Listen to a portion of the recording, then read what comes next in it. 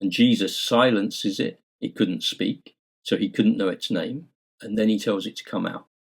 And in doing that, according to the Jewish understanding, he couldn't exorcise it, but he still did, because he was doing one of the off-limit miracles of casting out a demon that didn't speak to him, i.e. showing his messianic credentials. He's saying, here I am. You imagine the news and the stirring that would have caused. How dramatic a scene would this have been?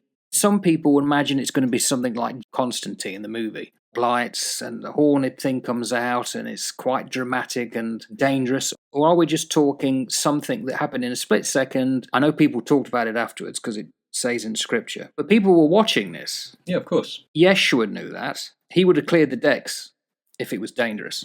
Yep. So what level are we talking about in terms of disturbance and noise and special effects? We can only speculate, can't we? And there are ways that there's ways that you could film this if you were shooting a movie of it.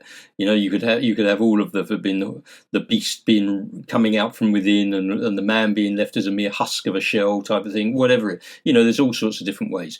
Whatever way he did it in a way that resonated with the people around him, who clearly were seeing something that was not the norm. Exorcism may well have been normal, but this was not the norm.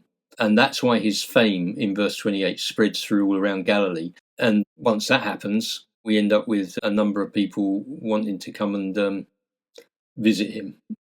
Well, let's put it this way. He's announced himself, hasn't he? Oh, yeah, he has. This is quite dramatic. More than anything, that whenever you look at a miracle of Jesus, and this is obviously a miracle of Jesus, you are not looking at the physical miracle. That's not what's significant. What's going on behind that? And what's going on behind this miracle is a very clear statement, a declaration from the spirit world of who Jesus is through his actions, and a very clear sign of what he is lining up, which is, here I am. I've walked into the middle of the synagogue where all of you godly men and women meet. You don't recognize me. The spirit world does recognize me.